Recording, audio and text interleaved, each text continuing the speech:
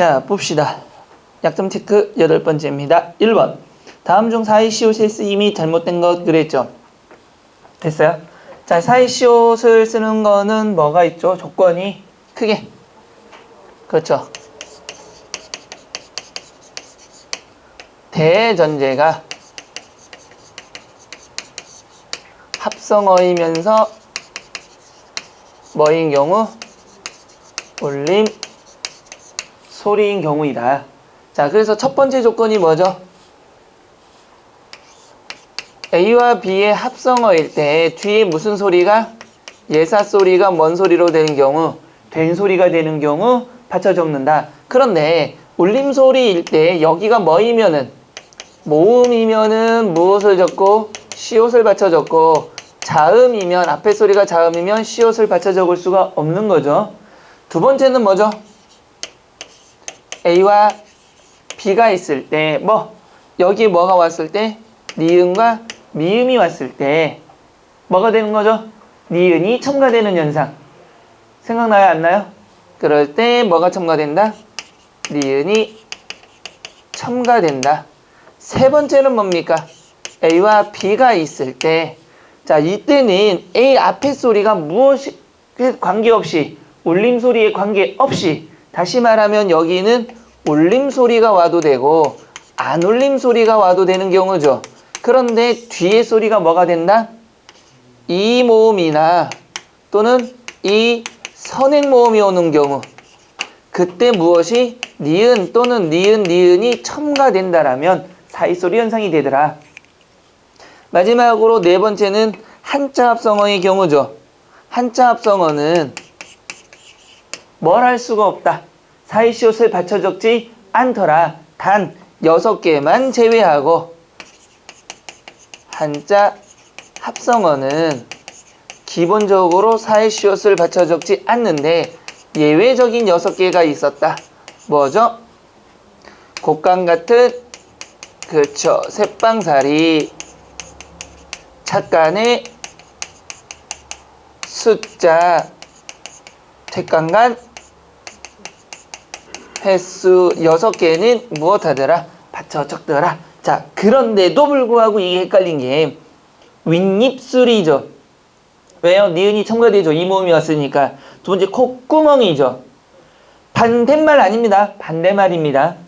그 다음에 기찻길이죠. 그러니까 우리가 머리말, 머리소리, 반대말, 결의말, 인사말, 뭐 농사일, 코방아 이런 것들은 콧방아, 농산일 이렇게 하는 거 농사일 이런 식으로 이 사이소리 현상이 예외 현상이 많기 때문에 뭐 암기사항이 좀 들어가 있죠.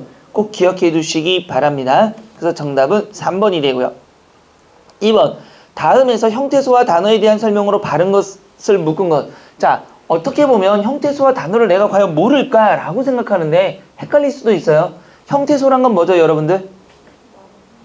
뭐죠? 일정한 뜻을 가진 가장 작은 말의 단위죠. 더 이상 나눠질 수 있어요, 없어요? 없어요. 나눠지면 뜻을 잃어버리는 거죠.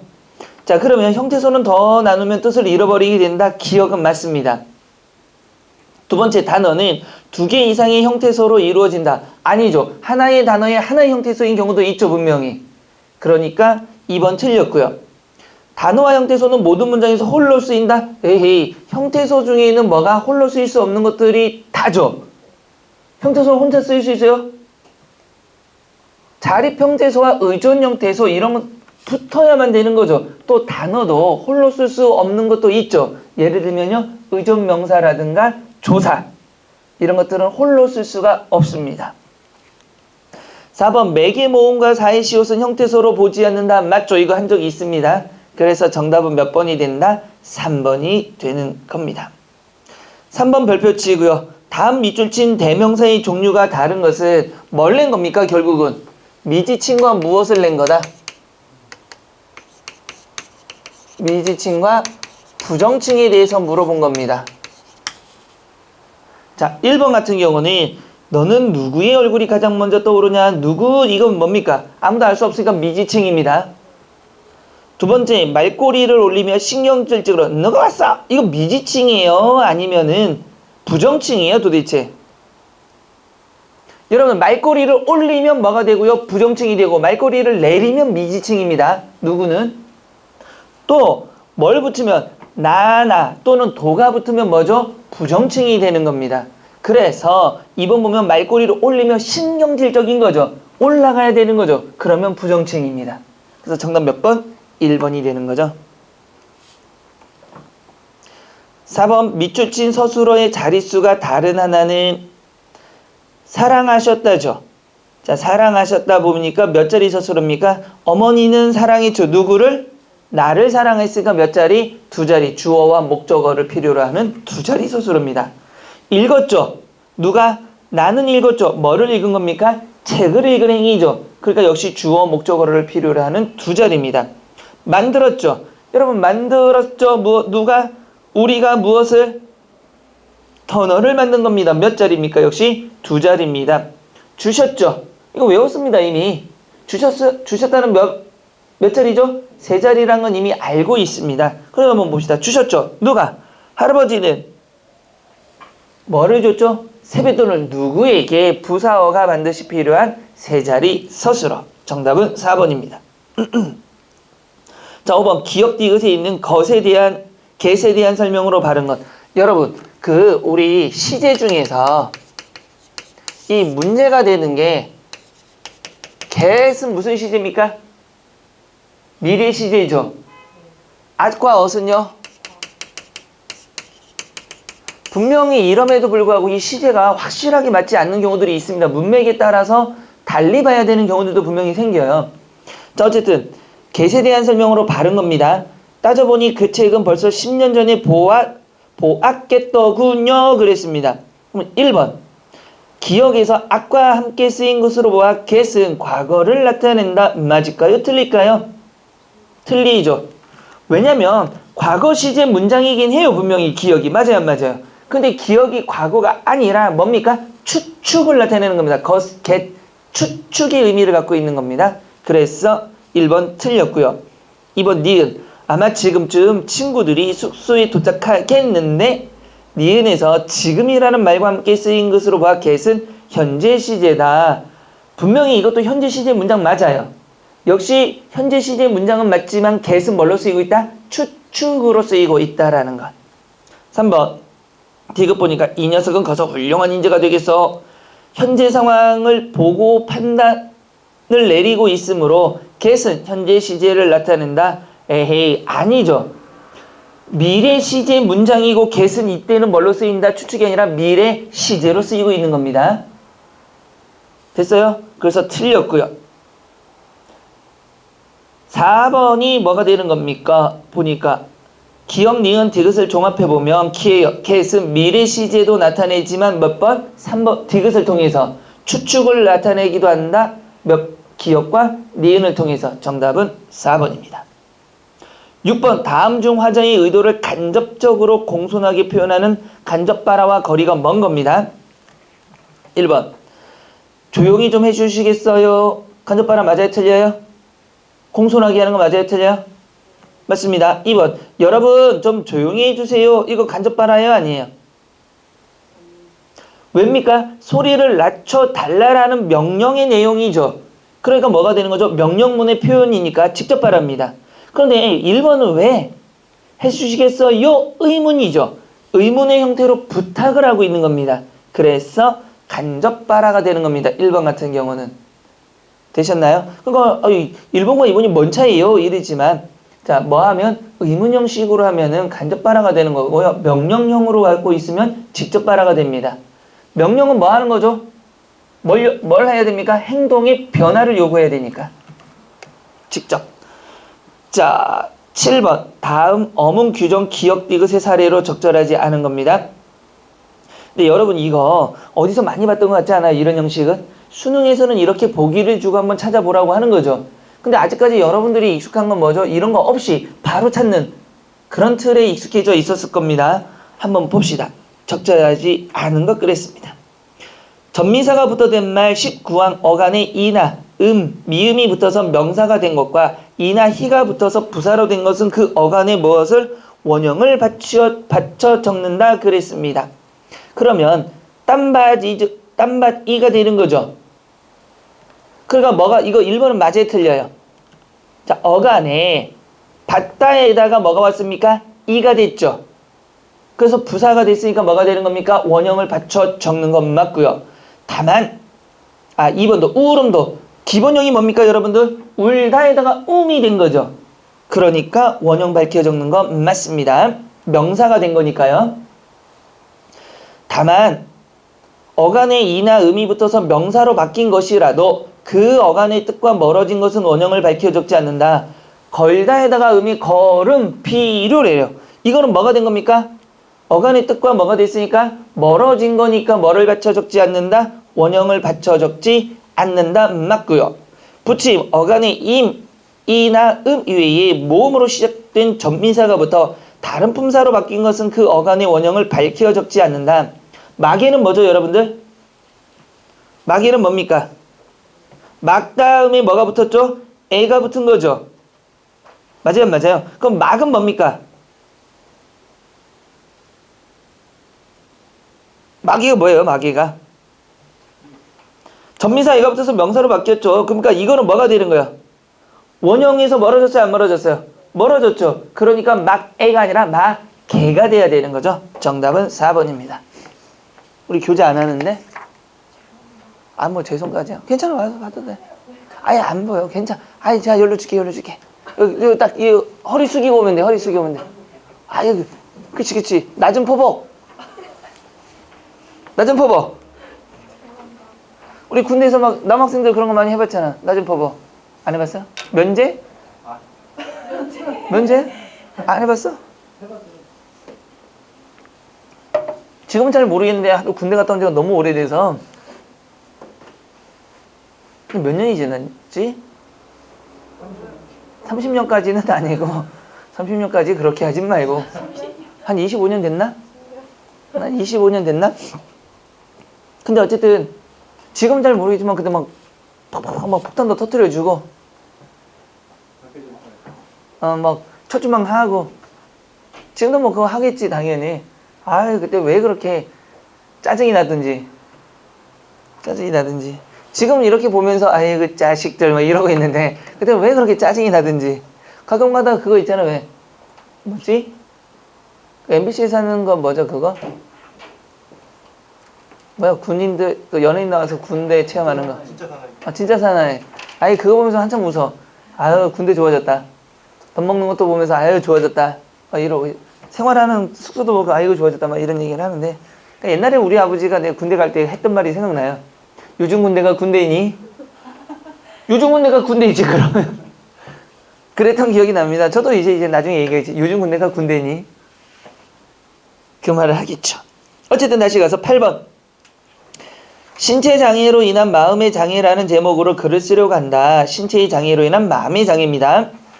이 글을 쓰기 위한 사고 과정으로 적절하지 못한 것 그랬습니다. 1번. 신체 장애자의 불행을 구체적으로 제시할 수 있죠. 왜? 그렇게 구체적으로 제시하니까 신체적인 게 뭘로? 마음까지 상처받는다는 얘기 쓸 수 있으니까요. 두 번째. 생활 속에 경험한 마음의 장애자를 소개한다. 당연한 거죠 이거는. 3번. 신체 장애자의 발생 원인과 예방책을 기술한다. 왜 안 될까요? 신체 장애에 대한 내용의 글만을 쓰는 것이 아니죠. 근데 보세요. 신체장애 발생 원인과 예방책은 쓸 필요가 있어요? 아니죠. 뭐까지? 신체장애자가 마음의 병을 얻은 것까지만 쓰라는 얘기죠. 그래서 정답은 3번입니다. 마음의 장애가 타인까지 병들게 하는 예 마음과 관련된 거니까 가능합니다. 감기 걸렸어? 그래서 약 먹고 있어? 걸렸어? 좀 멀리 좀 떨어집시다. 요즘에 다 감기 환자들이 많아서 제가 고등학생 애들한테도 얘기하는데 막 마스크 쓰고 컬럭컬럭 하면 질문도 하지 말라 그래. 좀 절로 가서 멀리서 하라고. 대답은 해줄 테니까. 잘 옮겨서. 전화는 아니고 앞에서 고개 돌려 막 이러고 선생님 너무 해야 하면 난 소중해 하면서 옮기면 안 되잖아. 자 봅시다. 9번. 다음 시를 읽고 난 반응으로 타당하지 않은 것. 이거 시입니다. 해를 보아라. 이글대는 해, 솟아오르는 해를 보아라. 자, 해로 새로 해가 넘어가면 산 넘어 솟아오르면 싱싱한 향기로운 풀밭을 가자 가자 동그라미 칠까요? 눈부신 마침길을 해에게로 가자 가자 동그라미 칩시다. 여러분들 또 첫 줄에 보면 보아라 라 동그라미 치고요. 그러면 이건 명령형이 어떻죠 지금? 라자가 명령형이나 청유형으로 나올 때는 보통 시에서는 뭘 드러낸다? 화자에 뭐가 드러난다? 의지가 드러난다고 보시면 됩니다. 그러면 이런 청유와 명령 라자가 나왔을 때 나오는 대상들은 긍정의 대상일까요? 부정의 대상일까요? 만약에 부정적으로 하지 않는다라면 해를 보아라, 보자라는 거니까 긍정이에요, 부정이에요? 긍정이죠. 이때 이 대상은 긍정이 됩니다. 보지 말자 했을 때는 부정이 되는 거겠죠. 그러면 해를 보아라 이걸 되면 솟아오는 미주치고요. 새롭게 태어나고 있으니까 생명력, 밝음, 광명, 긍정이니까 이렇게 해석을 붙이셔야 됩니다. 다시 어둠은 가거라 이거죠. 밑줄 어둠은 가거라죠. 근데 어둠이란 건 그러면 긍정이에요, 부정이에요? 부정. 가라고 부정적으로 보고 있는 대상이잖아요. 우름 오는 짐승 같은 어둠은 가거라. 짐승같이 때로 몰려 벼랑으로 가거라. 햇볕살 등이 지고 벼랑으로 가거라. 보라. 쏘는 듯 향기로이 피는 저 산꽃들을 그럼 산꽃은 긍정일까요, 부정일까요? 여러분들 이거 모르면 앞뒤 문맥 보세요. 분명히 꽃들이죠. 어떤 꽃입니까? 향기롭게 피는 꽃이죠. 그러니까 긍정이에요, 부정이에요? 긍정으로 보셔야 됩니다. 춤추듯 너울대는 푸른 저 나뭇잎을 영롱이 구슬 빗듯 우짖는 새소리를 줄줄줄 내닫는 골소리 물소리를 아하 온 산 모두 다 새로 일어나 일제히 수런수런 빛을 받는 소리들. 그럼 여기는 전부 다가 긍정적인 거죠. 푸른잎 푸른잎선 푸른잎 풀잎이 치는 풀잎 소리, 너울대는 나무에선 잎이 치는 잎의 소리, 맑은 물 시내 속엔 은어 새끼 떼 소리, 던져 있는 돌에선 돌이 치는 물소리. 계속 소리라는 거는 뭐가 됩니까? 여러분 위에서부터 봤지만 소리는 뭐가 되는 거예요? 긍정적인 거죠. 그러면 이건 전부 뭐가 됩니까? 해가 솟아오르면 해는 생명력이고, 그러면 이 소리들은 뭐가 되는 겁니까? 어둠을 물리치고 나온 생명과 관련된 것들이 되겠죠. 자벌레는 가지에서 돌찍아빈 밑둥에서 어이 별 한박 받고 있는 질러보는 만새소리, 온산 푸른 것, 온산 생명들 동그라미 치시고요. 은은히 또 일제히 울려오는 압도하는 노랫소리. 그러면 이 소리들의 공통점은 뭘까요? 생명입니다. 생명력을 상징하는 겁니다. 산이여 동그라미 치시고, 마치 누구처럼 사람처럼 얘기하고 있는 거죠. 이런 걸 뭐라 그러죠? 사람처럼 부르고 있죠. 의인법이라고 하면 되는 거죠. 너울내는 나뭇잎 푸른 산이여 햇볕살 새로 퍼져 뛰는 아침은 너희 새로 치는 소리들의 귀가 열린다. 너희 새로 받는 햇살들의 눈이 밝는다. 피가 새로 돋는다. 울음을 올라갈 듯 온몸이 울린다. 새처럼 가볍도다. 나는 푸른 아침 길을 가면서 새로 솟는 이 해의 품, 해를 향해 가면서 해의 품으로 옵니다. 그럼 생명력을 향해 가고 있네요. 1번 생명의 환희가 울려 퍼지는 것 같다. 당연하겠죠. 반응이. 자연에 대한 놀라운 친화력. 그렇죠. 시인의 감정이 자유분방하게 쏟아져 내린 느낌. 왜일까요?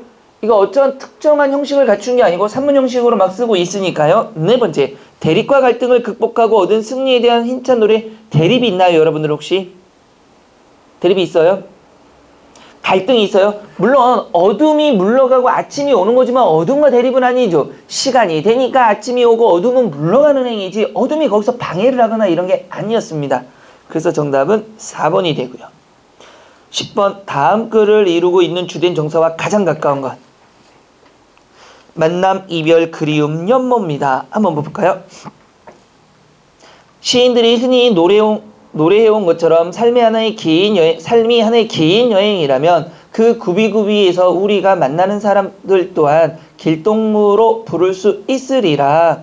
누군가를 만났나 보죠?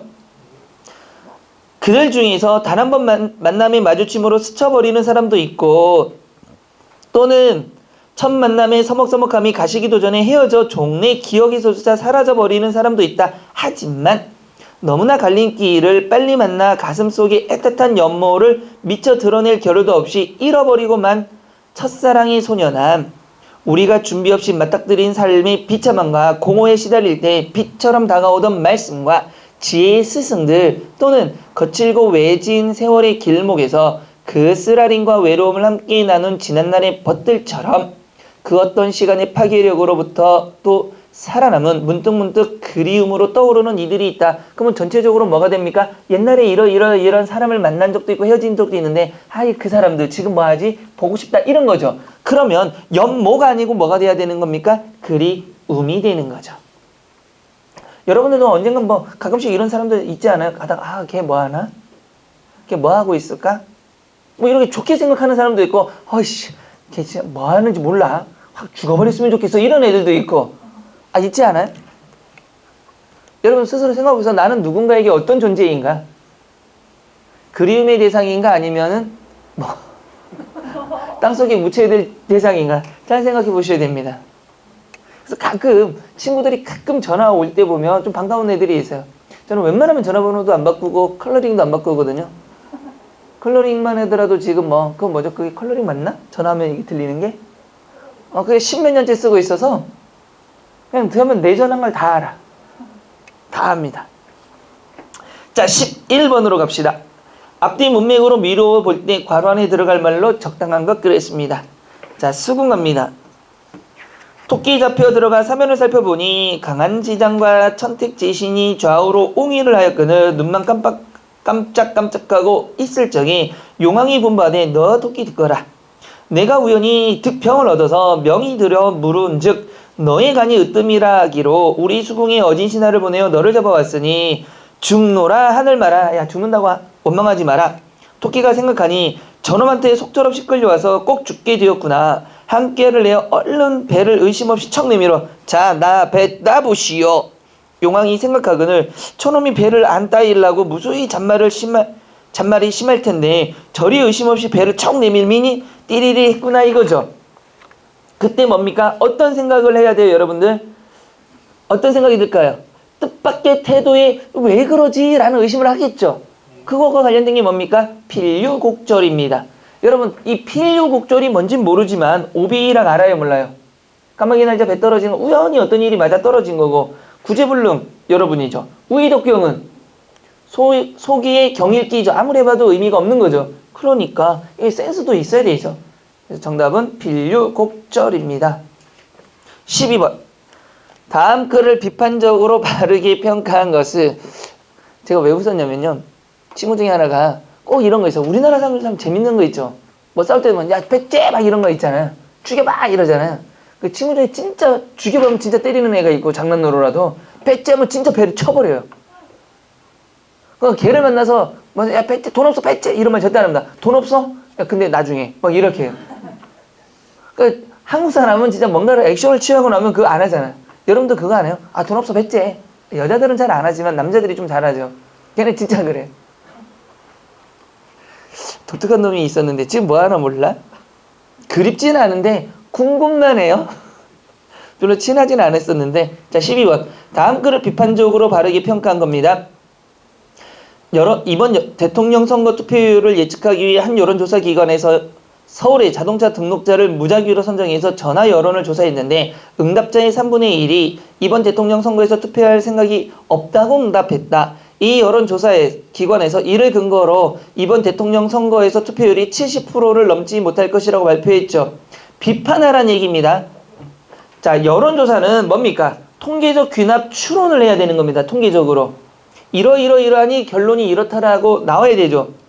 자, 그런데 통계적 귀납 추론에는 충분하고도 뭐가 돼야 되죠? 중립적인 자료를 근거로 해서 결론을 도출해야 됩니다. 그런데 이 근거가 뭐가 된 거죠, 여러분? 서울 사람 중에서 자동차 등록자만 대상으로 여론조사죠. 그러면 결과가 충분하지 못해요. 충분하지 못하고 편향된 거죠. 신뢰도가 굉장히 떨어질 수밖에 없겠죠. 됐어요? 그래서 실제 투표율과 거리가 멀어진 거겠죠. 그럼 정답은 몇 번입니까? 불충분하고도 편향된 자료. 자동차 하나 가지고 어떻게 알 수 있어? 그쵸? 말도 안 되는 얘기죠. 그래서 우리는 그 여론조사를 뭐라고 합니까? 숫자 노름이라고 하죠. 질문이 뭐냐에 따라서 굉장히 다른 결과가 나와버리는 거죠. 13번. 다음 글에 대한 비판적 의문으로 가장 적절한 것 그랬습니다. 우리의 죽음에 대한 생각은 이렇다. 죽은 이는 어떻게 죽느냐에 따라 이승에 머물 수도 있고 저승에 갈 수도 있다. 이승에 머무는 것은 중천을 떠도는 것이니 죽은 이에게는 불행한 일이다. 그에 비해 저승에 가게 될 경우 저승은 기독교의 천당이나 불교의 극락 같은 곳이니 죽은 이에게는 좋고 행복한 일이며 또 저승에 간 죽은 이는 수시로 이승에 내려와 후손을 돌보니 후손에게도 고마운 존재가 되는 것이다. 따라서 장래인인 죽은 이로 하여금 이승에 머무는 일이 없이 저승에 가도록 배웅하는 행위이다. 그래서 장래의 행차는 화려하고도 때로는 축제적인 행위가 따르는 것이다. 그런데 비판적 의문이라 그랬어요. 그럼 우리 여기서 비판할 수 있는 게 뭡니까? 보세요. 죽은 이가 어떻게 죽느냐에 따라서 여기서는 이승에 머물 수도 있고 저승에 갈 수도 있습니다. 근데 죽은 이가 이승에 머무는 일이 없도록 하기 위해서 우리 뭐 하죠? 장래 행차를 화려하고 축제적으로 치르는 거죠. 그러면 죽어서 이승에 머물지 않고 저승에 가는 사람을 위해서 장례를 치를 필요가 없어진다는 얘기잖아요. 그러면 그럼 논리가 앞뒤적으로 안 맞죠. 정답 몇 번인가요? 4번이 됩니다. 근데 우리는 이 장례행위 있죠. 좀 고쳐야 될 게 많습니다. 장례도 3일장 7 장례를 서양식으로 하면 어떨까요? 난 진짜 이런 생각 많이 해보거든요. 서양식으로 뭐 음식 같은 거 하지 않고 간단하게 하고 뭐합니까? 관 이렇게 해놓고 사람들이 꽃 하나씩 주고 묻잖아요. 우리 너무 힘들어. 너무 힘들어. 그러니까 남자들이 나중에 결혼하고 나면 장례식장 간다고 뻥치고 외박하잖아. 가능하잖아. 맞잖아. 경험은 아닌데 장례식장 가도 나는 그렇게 막 밤을 새거나 그러지 않고 친한 친구 있을 때는 그러니까 옆에 있어주긴 하죠. 친한 친구 이제 부모님이 돌아가시면 옆에서 새벽까지 있어주거나 아니면 아침에 일찍 관을 옮기잖아요. 관을 옮길 때 이렇게 같이 들어주고 하는데 뭐 장지를 가는 경우도 있고 뭐 그런데 너무 힘들어. 갔다 오고 나면 밤새도록. 그리고 또 옛날부터 안 좋았던 문화라고 하기는 그런데 문화 중에 하나가 슬프니까 상주가 슬프니까 기쁘게 놀아줘야 되니까 옛날에는 마당에서 윷도 놀고 막 크게 웃어줘야 되거든요. 슬프지 말라고. 그래서 장례식 가면 아직도 막 노름을 하잖아. 노름 못 한단 말이에요. 또 술도 못 마신단 말이에요. 뭐해 하루 종일 새벽까지. 자다 일어났다 너무 힘든 거야 이게. 그래서 좀 없어져야 된다라고 생각은 하는데 잘 모르겠어요. 어쨌든 14번째 봅시다. 다음 글에서 글쓴이가 한옥에 대해서 말하고자 하는 핵심이 뭐냐 이겁니다. 자, 역사냐 변환이냐 토속이냐 민족성이냐를 물어보는 겁니다. 한번 볼까요? 한옥은 수천 년 동안 천연 속에 자리해 왔다. 한 번도 천연을 벗어나 본 적이 없다. 딴 나라의 집과 마찬가지로 다소 곳이 천연 속에 경영되었고 세월이 지나면 무너지고 나였다. 그런 집들이 이 땅에 수십만 채, 수백만 채가 있어 왔다. 움집, 오두막집, 오늘날의 한옥에 이르기까지 수없이 많은 살림집, 관아, 사원, 궁궐, 건축물들이 당대의 최고 기술자들에 의해 조형되고 또 쓰러졌다. 한옥은 천연이 제공해주는 자재를 이용하여 형체를 갖추었다. 여러분 이 천연이 뭔지 아세요? 자연적인 거란 뜻입니다. 자연이란 뜻이에요. 그러면 한옥은 무엇과 함께 지내왔다? 자연과 함께 만들어지고 없어지고 지내왔다 이거죠. 그러면 그게 역사, 변환, 민족, 토속 중에 뭘까요? 자연 친화와 가장 비슷한 거는 토속성입니다. 그래서 정답은 3번이 되어야 됩니다. 15번 다음 글의 논지 전개 방식을 바르게 말한 것은 그랬습니다. 자, 답지부터 한번 볼까요? 사설의 대조와 검정, 사실의 대조와 검증 밑줄 치고요. 2번 자문자답 방식 밑줄. 3번 대조와 역설. 4번 예상되는 다른 의견을 비판. 다시 주장 강화 밑줄. 첫 번부터 볼까? 학문의 궁극적 목적은 무엇인가 물어봤습니다. 학문이 실생활에 유용하고 그 자체의 추궁이 즐거움을 가져오는 것은 모두가 학문이 다름 아닌 진리를 탐구하는 것이기 때문이다. 실용적이니까 또는 재미가 나는 것이니까 진리요. 학문인 것이 아니라 이거죠. 아니라 그것이 진리이기 때문에 인간 생활에 유용한 것이요. 재미도 나는 것이다. 유용하든지 재미가 난다든지 난다는 것은 학문에 있어서 부차적으로 따라올 것이요. 그것이 곧 궁극적인 목적이라고까지 말하기는 어려울 것이다. 학문의 목적은 이거죠. 진리탐구에 있다. 이렇게 말하면 또 진리탐구는 해서 무엇 하나 할지 모르나 만약에 반문이 들어오는 것에 대해서 다시 재반만 하는 겁니다. 학문의 목적은 그것으로 족한 것이다. 진리탐구로서의 학문의 목적이 현실 생활과 너무 동떨어져 우월함을 탓함직도 하다. 그렇지만 이렇게 반문이 있다 하지만 오히려 학문은 현실 생활로부터 유리된 것처럼 보일 때 가끔 그의 가장 풍부한 축복을 현실 위에 내리는 수가 많다. 그러니까 4번 보니까 예상되는 다른 의견을 비판함으로써 자기의 주장을 강조하고 있는 것 맞습니다. 16번 다음 중 준말 표기가 바르게 된 것 그랬습니다. 조용히 해달라니 되려 난리네요. 되려 난리네요. 이거 왜 틀렸어요? 되대? 되려가 아니라 되대가 되는 거죠. 되대가 아니라. 자, 자기가 잘못해놓고 외려 큰 소리를 친다. 맞습니다. 손님, 뭘로 결제하실까요? 뭘로가 아니라 뭐로?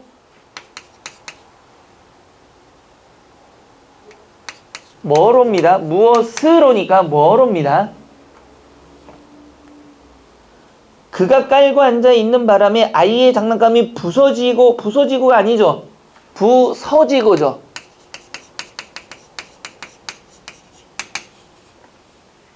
(17번) 다음 밑줄 친 구절 중에서 붙였어도 되는 것은 그랬습니다. 자, 3년 6개월 20일간 체류했다. 자, 수요를 나타내는 년, 월, 일, 시간은 붙여 쓰지 않습니다. 두 번째, 강물에 떠내려가 버렸다. 합성 동사 뒤에 오는 뭐는 보조 용어는 늘 뭐가 되는 겁니까? 띄어 써야 되는 겁니다. 다시 한번 합성 동사 뒤에 오는 보조 용어는 항상 띄어 쓰는 겁니다. 세 번째, 어머니는 집을 한 바퀴 돌아 나오셨다 그랬죠. 돌아 나오셨다죠. 돌다와 나오다는 둘 다 본용언입니다. 그러니까 얘들은 용언과 용언이니까 용언은 하나의 품사가 되는 거죠. 단어가 되는 거죠. 그러니까 늘 띄어 써야 됩니다. 비가 올성 싶다. 올성 싶다는 뭐가 되는 겁니까? 하다 싶다 같은 경우는 나중에 배우겠지만 붙여 써도 되고 띄어 써도 되는 경우입니다. 그래서 정답은 4번입니다. 18번 다음 외래어 표기가 잘못되어 있는 것은 그랬네요. 그룹 드라마 킹크랩 플래카드 뭐가 잘못됐습니까? 킹크랩이 잘못된 거죠. 뭐라고 적어야 돼요? 킹크랩입니다. 그런데 여러분 랍스터 있죠? 원래는 뭡니까? 로브스터입니다. 랍스터는 어디서 나온 말이에요? 로브스터입니다. 근데 지금은 뭐도 맞아요? 랍스터도 맞습니다. 아, 그냥 비슷하면 갖다 붙이는 거야 이제? 괜찮네. 19번 다음 중 문장 요소 간의 호응관계가 올바른 것 그랬습니다. 그러나 우리나라의 가면에는 수염이나 헝겊 정도 외에는 별 수식을 하지 않는 것이 특징이다 그랬습니다. 19번에 1번 왜 틀렸을까요? 가면에는 동그라미 칠까요? 가면은 뭐 하는 겁니까? 가면에는 가면은으로 고쳐야 되죠. 가면은 그래서 우리나라 가면은 수염이나 헝겊 정도 외에는 별 수식을 하지 않는 것이 특징이다.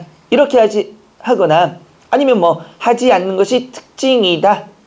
이거를 뭐 하지 않는다 정도로 고치면 될 것 같아요. 2번 가면의 강렬한 원색은 색채의 교묘한 배합을 이상으로 하는 현대인의 신미안을 뒤흔들어 놓는다. 맞고요. 3번은 뭐가 틀렸을까요? 장인적 입장이 아닌 순전히 유의적으로 만들었기 때문에 가면의 상징성이 비교적 약하고 신비, 유연함이 적다 그랬습니다. 이 뭐가 잘못됐을까요? 3번 같은 경우는 보세요. 주어의 일관성을 유지하기 위해서는 만들어 적기가 맞는 겁니다. 그래서 장인적 입장과의 대응관계를 위해서는 뭘로? 유의적 입장으로가 돼야 됩니다. 자, 4번. 인간화되었다는 이야기는 희화와 과정을 덧붙이긴 했지만 자기적이지 않아서 인간 감정을 아주 솔직하게 표현해주고 또 단순하다. 여기는요, 문장의 서술어가 뭡니까? 이야기에 대한 서술어가 아닙니다. 그래서 마지막을 뭘로? 단순함을 의미한다로 고치셔야 됩니다. 자, 20번. 승승장구와 반대의 의미로 쓰인 것은 그랬죠. 여러분들, 종과 부적이 뭡니까?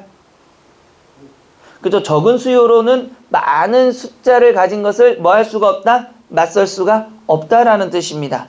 진퇴양난은 알죠? 앞으로도 뒤로도 물러날 수가 없는 상황. 그래서 궁지에 몰릴 때 쓰는 말이고요. 배수지지는요, 위험을 무릅쓰고 전력을 다하는 거죠. 그런데 여러분들 배수지진을 여러분들 배수의진이라고 보통 얘기하는 거. 일패도지가 뭡니까? 여지없이 패해서 뭐 이제 일어날 수가 없다라는 뜻입니다.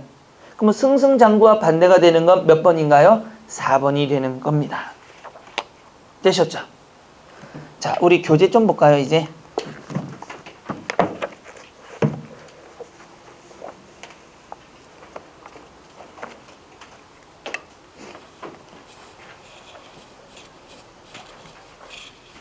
이제 우리 뭐 하다 보니까 약점 체크도 점점 쓰는 게 줄어들죠. 이제 말로 해도 알아듣는 것들이 반복되다 보니까. 자, 이번 시간에 146쪽이던가요? 문장 구조의 확대이죠. 자, 문장 구조의 확대에서는 우리 지금 할 게 문장입니다. 문장은 무엇과 무엇이 있다? 그렇죠. 혼 문장과 무슨 문장? 겹문장이라는 게 있다. 그러면 혼문장과 겹문장의 구분은 뭡니까? 주어와 무엇이? 서술어의 관계가 오직 몇 번? 한 번뿐이면 혼문장입니다. 그런데 겹문장은 몇 번 이상? 2번 이상인 경우는 겹문장이 되는 거죠. 그래서 우리가 알아둬야 되는 건 겹문장 중에는 무엇이 있다? 아는 문장, 그 다음에 뭐 또? 이어진 문장.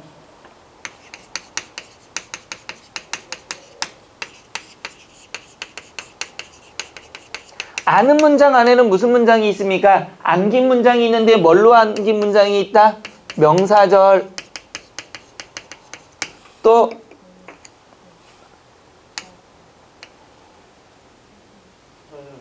얘기해봐요. 또 얘기해보니까 이건 거의 뭐 싸우자는 거죠. 지금 느낌이 오셨어? 이렇게. 자, 명사절, 관형절, 뭐 부사절, 서술절, 하나 더. 그렇죠. 인용절이 있습니다. 이어진 문장에는요, 대등하게 이어진 문장, 종속적으로 이어진 문장 이렇게 있는데, 명사절은 무엇을 통해서? 미음, 그 다음에 기, 니은 것, 니은 바가 있습니다. 서수어 자리에 마지막 종결 어미 자리에 얘가 오는 거예요. 그런데 얘는 뭐의 기능을 하더라? 기능은 주어, 목적어, 또 부사어의 기능을 합니다. 나중에 자세히 하겠지만 주격조사가 오면 뭐의 기능을 해버리고요? 주어, 목적격조사가 오면 목적어, 부사격조사가 오면 부사어의 기능을 하는 겁니다. 자, 관음절은 뭘 가지고? 니은, 리을, 관형, 그 다음에 은, 를 같은 것들이죠. 그 다음에 하나 더, 던이 오는 겁니다. 뭐의 기능을 합니까? 기능은 관형어의 기능을 합니다. 됐어요? 자, 부사절은요. 이, 개, 도록, 서가 와서 뭐의 기능을 한다? 부사어의 기능을 하는 거죠. 서술절은요. 주어와 서술어에서 서술어가 다시 무엇과? 주어와 서술어가 되는 경우가 있다. 자, 인용절은 크게 두 가지로. 무슨 인용절과? 직접 인용과 무슨 인용으로? 간접 인용으로 나누는데, 직접 인용에는 뭐가 사용됩니까? 큰 따옴표가 사용되죠. 그 다음에 라고 하고가 나오고요. 간접은 없으면서 그냥 고만 나오는 경우죠. 기본적으로 이게 여러분들 머릿속에 이제 들어가 있으셔야 돼요. 됐어요? 안 됐어요? 됐어요. 그러면 대등하게 이어진 문장은 예를 들면 이런 거죠. 바람이 불고 비가 온다 그랬으니까 바람이 부는 행위와 비가 오는 행위가 두 개가 합쳐진 거죠. 그럼 대등하게 이어진 건 맞습니다. 이거는. 그러면 종속적으로 이어진 건 눈이 와서 길이 미끄럽다 그랬다라면 길이 미끄럽죠. 왜? 원인이 눈이 왔기 때문에 길이 미끄러워. 그러니까 종속이 되어 있는 거죠. 이런 경우는. 이런 것들로 구분하시면 됩니다. 됐어요? 안 됐어요? 됐죠? 진짜 됐죠? 믿어도 돼요? 됐어요. 그러면 우리 문장의 확대 중에서 홈문장 갑시다. 주술의 관계가 몇 번? 한 번만 이루어진 구조에 부사어나 관용어 등이 부속 성분을 첨가하여 그 구체화된 의미를 말한다. 한번 그냥 보면 되죠. 이거를 어렵게 생각할 필요는 없으니까.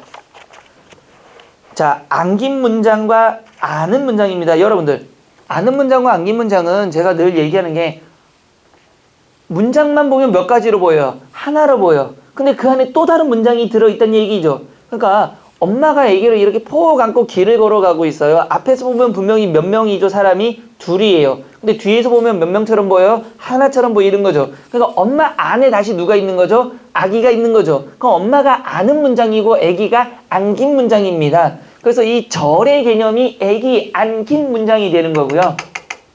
됐죠? 아는 문장은 엄마 문장이 되는 겁니다. 자, 한번 볼까요? 첫 번째 명사절로 안긴 문장 그랬습니다. 아예 그 색칠이 돼 있죠. 자, 그래서 보시면 절 전체가 문장에서 뭐처럼 쓰인다? 명사처럼 쓰이는 문장으로 목적어 동그라미, 주어 동그라미, 부사어 동그라미 기능을 한다. 그러면 이게 왜 어떤 기능을 하는지 한번 볼까요? 명사용어미 미음, 음기, 느냐, 으냐, 능가, 는지, 를지가 붙어서 되는 거고 니은 것, 니은바도 있다. 한번 봅시다. 우리는 그가 정당했음을 깨달았다. 보세요.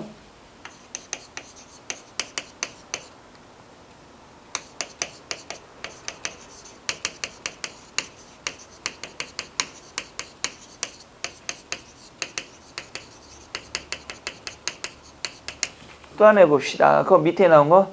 우리는 그가 정당했다는 것을 깨달았다.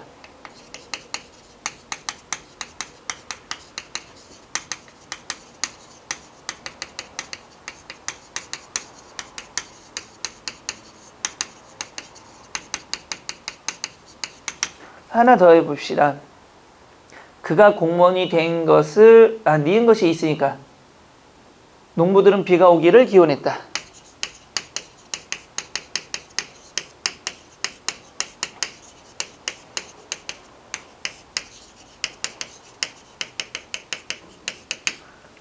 또 밑에 보시면 철수가 합격했음이 밝혀졌다.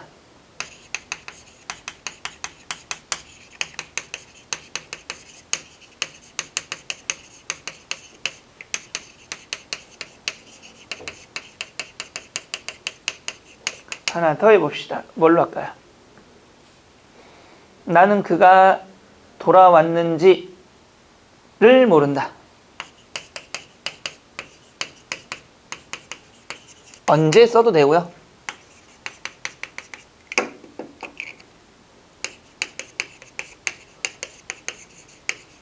잘 보세요. 이렇게 될 때 여러분들이 이게 절을 칠 때 헷갈려하는 것 중에 하나가 뭐냐면 아는 문장, 안긴 문장이 비슷해서 헷갈려요. 그러지 말고 여기 서술어가 뭐예요?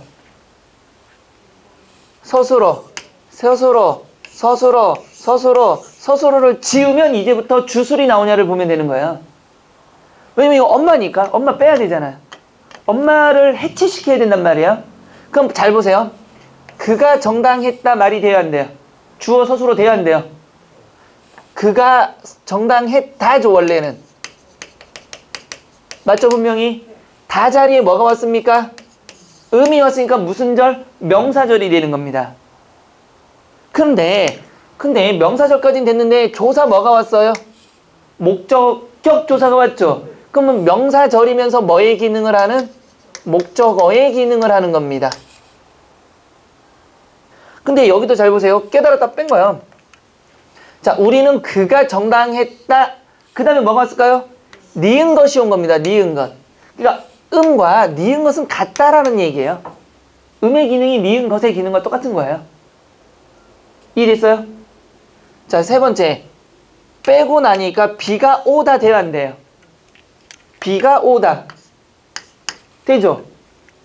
그 자리에 다 자리에 뭐가 왔습니까, 여러분?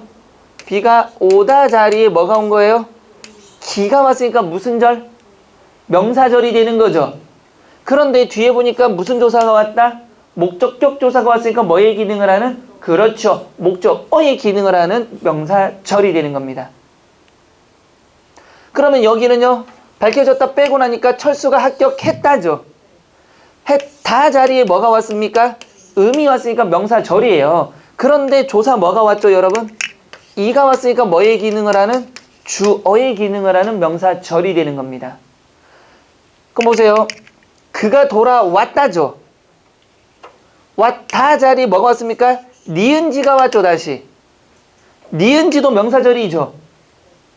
그런데 뒤에 보니까 뭐가 왔다? 목적격 조사가 왔으니까 목적어의 기능을 하고 있는 겁니다. 됐어요, 안 됐어요? 됐어요. 자, 보세요. 또 하나. 학교에 가기에 이른 시간이다.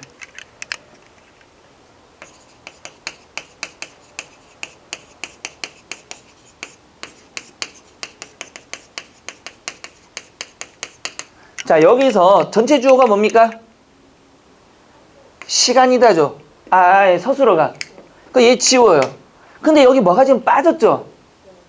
주어가 지금 생략이 돼 있죠? 뭐라고 쓸까요? 내가라고 할까요? 보세요. 어떻게?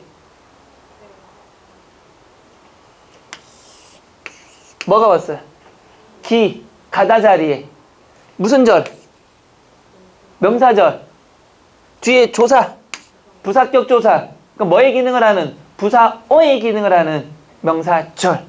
그러니까 전체 소설을 지우고 생각하셔야 돼요. 됐어요, 안 됐어요? 됐습니다. 그럼 여기까지는 이해가 됐어요? 그러면 관형절로 암긴 문장 갑시다. 또 지워야 되겠네.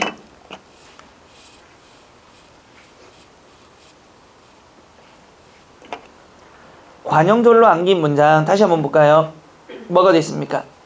절 전체가 문장에서 뭐의 기능? 관형어의 기능. 이미 우리 알고 있어요, 요거. 관형어의 기능을 하는 거예요. 하는 문장으로 관형사용어미 는, 니은, 는, 을, 는, 던이부터 이루어지는 거죠. 동격 관형절과 관계 관형절 별표 치시기 바랍니다. 여러분, 여기서 여러분들이 헷갈리는 것 중에 뭐냐면 동격 관형절은 뭐고 관계 관형절은 뭘까요? 관계 관형절 우리 앞에서도 이미 얘기했습니다. 관계 관형절은 뭐가 되는 겁니까? 문장 성분이 뭐가 돼 있는 거? 생략돼 있는 경우를 얘기하는 겁니다. 생각나요, 안 나요? 나요. 잘 봐요. 그러면 철수가 대학에 합격했다는 소식을 들었다 그랬습니다.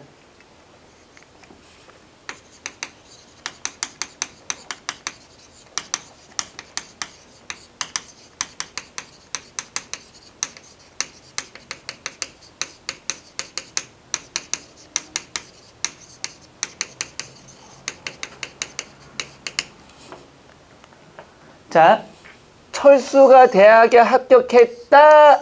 뒤에 뭐가 왔어요? 는. 그러면 무슨 절이 되는 겁니까? 이거는 관형절입니다. 그런데 보세요. 철수가 대학에 합격한 게 뭐죠? 그게 소식인 거죠. 그러면 얘가 뭐를 수식해 준 겁니까? 소식을 수식한단 말이에요. 같은 거란 말이에요. 그러면 이건 무슨 관형절? 동격 관형절이 되는 거예요. 소식과 절 자체가 같은 거니까. 두 번째도 보시면 뭐가 됐어요? 지금 내가 직접 그를 만난 기억이 없다.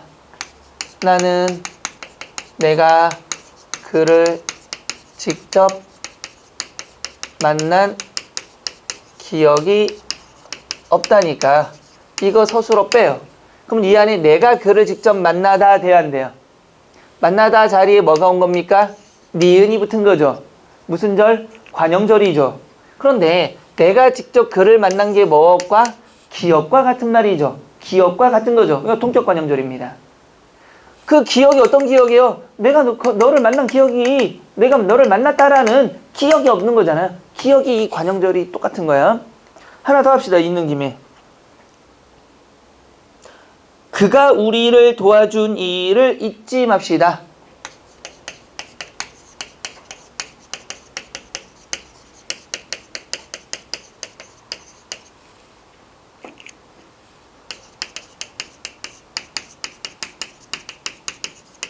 서술어 지우면요. 보세요. 다시 주술이 되나? 그가 우리를 도와주다죠. 맞아요? 안 맞아요? 주다 자리에 뭐가 온 겁니까? 니으니까 관형절이죠. 근데 그가 우리를 도와준 게 뭐였나요?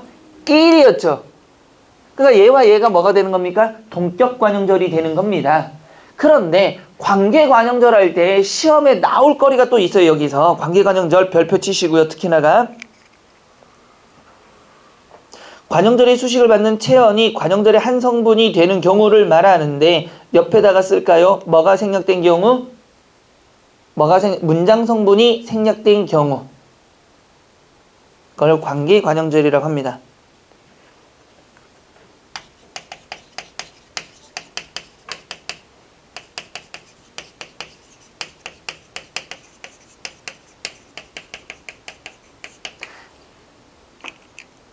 여러분 이게 뭐가 온 겁니까? 관형사형 어미가 붙은 경우죠. 용언에다가 관형사형 어미가 붙으면 그 자체가 절입니다. 관형절이 되는 겁니다.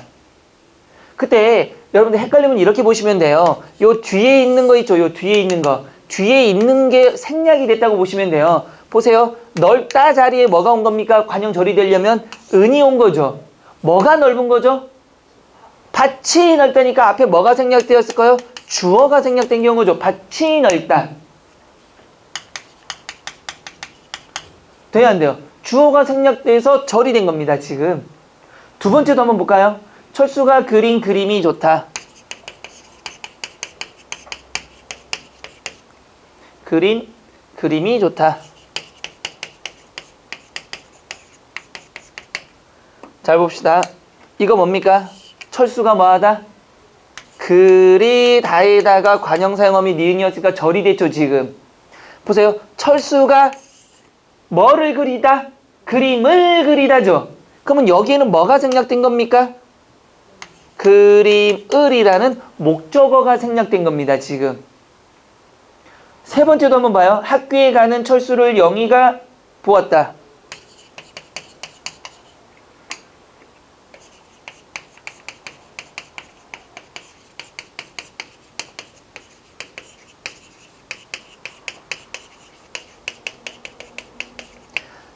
자, 여기 뭐가 됩니까? 학교에 가다죠. 가다 자리에 뭐가 왔나요? 는이 왔죠. 무슨 절? 관형절이 되는 거죠. 그러면 보세요. 철수를 앞에 넣어봐요.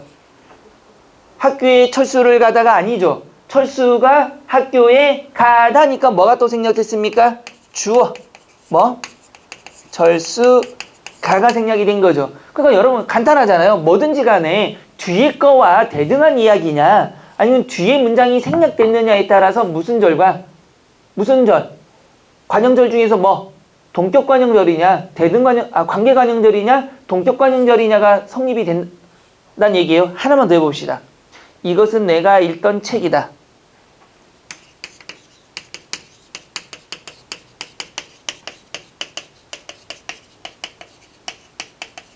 이것은 내가 읽다 자리에 뭐가 왔나요?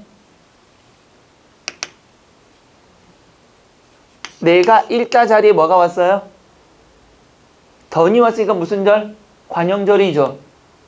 그러면 뒤에 책이 문제가 되는 거죠. 내가 무엇을 읽다? 책을 읽다가 되는 거죠. 그럼 여기도 뭐가 생략돼? 목적어가 생략돼. 무슨 관형절? 관계 관형절이 되는 겁니다. 그러니까 어렵게 생각하지 않고 바로 뒤에 있는 그것과의 어떤 관계냐를 따지란 얘기예요. 그러면 이제 관계관형절과 동격관형절 이해돼요, 안 돼요? 됐어요. 어려운 거 하나도 없어 지금. 됐죠? 자, 그래서 거기 옆에 한번 볼까요? 날개. 명사형 어미 미음은 완료의 의미 있다. 완료의 의미 그가 결혼했음을 알았다. 이미 끝났죠. 결혼했는 거야. 두 번째 기가 뭐 미완료의 의미가 있습니다. 아직 끝나지 않은 거. 그들이 전쟁이 끝나기를 원했죠. 그 아직 안 끝나서 빨리 끝냈으면 좋겠다죠. 아직 전쟁은 진행 중인 거고요. 그 다음에 니은 것 명사절은 미음 음의 명사절로 바꿀 수 있다. 아까도 얘기했죠. 바꿔 썼죠. 빨간 여러분 보세요. 빨간 품사가 뭐죠? 형용사에다가 뭐가 붙었죠? 관형사형 어미가 붙었죠. 그러면 이거는 뭐가 된다? 관형절이 돼버린다. 근데 빨간데 뭐가 빨갛다? 장미가 빨갛다가 돼야 되죠. 그럼 뭐가 생략된? 주어가 생략된 관계 관형절이 되는 겁니다. 내 말은 빨간 거짓말이다. 빨간도 뭐가 된 겁니까? 관형절이죠. 뭐가 빨갛다는 얘기요? 거짓말이 빨갛다? 아닙니다. 이거 새빨간 거짓말이란 말 들어봤죠? 관형적 표현입니다. 새빨간 거짓말 얘기해줬잖아. 왜 새빨간 거짓말인지. 완장이 빨간색인 놈들이 와가지고 잘 살게 해줄게요. 땅 줄게요. 했는데 맨날 거짓말하니까 사람들이 아우 저 빨간 완장을 찬 놈들은 다 거짓말이야. 그러다가 저 시빨간 완장 찬 놈들 다 거짓말. 시빨간 거짓말들 이렇게 바뀌었다라는 관형적 표현입니다. 이거를 또 생뚱맞게 이런 예문이 분명 나왔는데 관계관형절이야 하면서 선생님 이거 잘 보세요. 내 말은 거짓말이 빨갛다. 미친 거죠 이거. 그럼 거짓말이 조금 덜 하면 뭐 무슨 색이야? 주황? 거짓말이 약간만 하면 뭐 검정?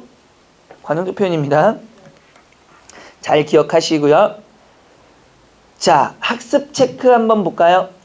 밑줄 친 관형절 중에서 피수식어의 관계에서 그 성격이 뭐한 것? 나머지와 다른 것. 그럼 보세요. 관형절 중에 성격이 다르다라는 문제가 나오면 머릿속에서 뭐가 생각나야 돼요? 동격인가? 관계인가? 이걸 생각을 바로 하셔야 됩니다. 자, 하나 볼까요? 길 가는 친구를 붙잡았다. 무슨 관계?